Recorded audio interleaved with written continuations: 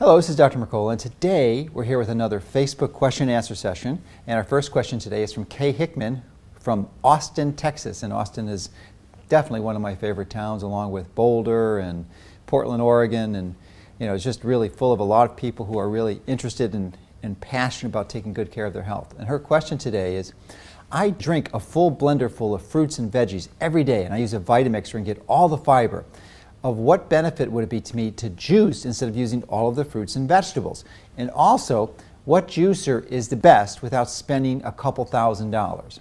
Well, Kay, those are excellent questions, and it really allows me to expand on the importance of juicing. And it's a discipline that I do every day. And why do I do it? Largely because it's somewhat of a challenge for me, and I would suspect for most people viewing this, to get enough vegetables in their diet every day. That really is the challenge. And really, vegetables are one of the keys actually to making sure you're getting healthy for a number of reasons. One is it's loaded with lots of good fiber. It's low in sugar. It's full of micronutrients that are powerful antioxidants. And perhaps one of the most important ones is it actually feeds the good bacteria in your gut, and it helps suppress the growth of bad bacteria and yeast and anaerobes. So one of the most important things you can do is making sure you get enough vegetables. So most people don't eat vegetables for breakfast, and some have it for lunch and maybe dinner. So and they're not eating enough. I mean, even the most conservative conventional nutritionists will recommend large numbers of servings of vegetables a day, 5 or 6, and as I said, most of us don't get it. So when you juice, you have the opportunity to incorporate much more vegetables. And I myself get a couple pounds a day, and I like to juice about a quart of vegetable juice every single day. And that really helps me fill my supply. So there are several ways to do that, and as you mentioned in your question, you can use a Vitamixer, and I've had a Vitamixer for well over 20 years now, so it's definitely a useful kitchen appliance, and it can certainly perform a lot of good functions. But one of the ones I do not recommend it for is juicing your vegetables for a number of reasons. The first one is that it spins it at a very high rate so that the heat will damage some of the micronutrients in there. But more importantly, it really combines all the fiber in there, so it's going to limit the amount of vegetables that you'll be able to eat. And one of the benefits of juicing is that when you separate the fiber from the juice, you're able to get the vast majority of the nutrition that's embedded in the vegetables into your body, because the fiber has some benefit. And I'll mention what you can do with that in a moment, but clearly the most significant benefit of vegetables are in the juice that you extract. So when you prepare it, juice, and it really shouldn't be called juice in a Vitamixer because it's a blender. It's not a juicer at all.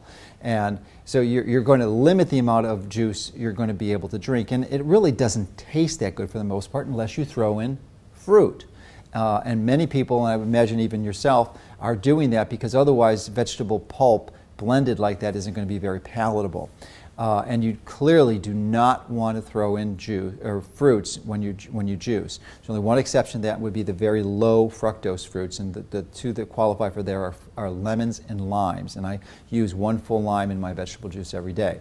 And there's virtually no fructose, or about 1 gram or so. So that's fine, it's not an issue. But really, there are some benefits of fruit, but for the most part, the average typical amount of fructose that the average American is consuming is about 75 grams a day, and we need somewhere between 15 and 25 to be the maximum limit. So if you fall in that, then you probably could have a little juice and you could indulge yourself. But if you're regularly throwing apples or even carrots or some other fruits in there, with the exception of maybe some berries, you're more likely causing more harm than good. So the last part of your question really is related to what type of juicer should you get? And certainly, there's not many that cost a couple $1,000s. The only one I could think of would be the Norwalk juicer. Most of them are under $1,000, but typically you're going to want to spend more than $100. Anything less than $100 is not going to last you for a long time, although you may want to just try one, but it might be better to buy a really good one used on eBay or Craigslist than getting an inexpensive one. So there's basically 2 different types of juicers. You can get a centrifugal juicer, which supposedly, one of the benefits is it juices real quickly, but it's going to, first of all, make a lot of noise, and it's not going to give you a lot of juice. It's very difficult to clean up, so I would definitely not recommend a centrifugal juicer.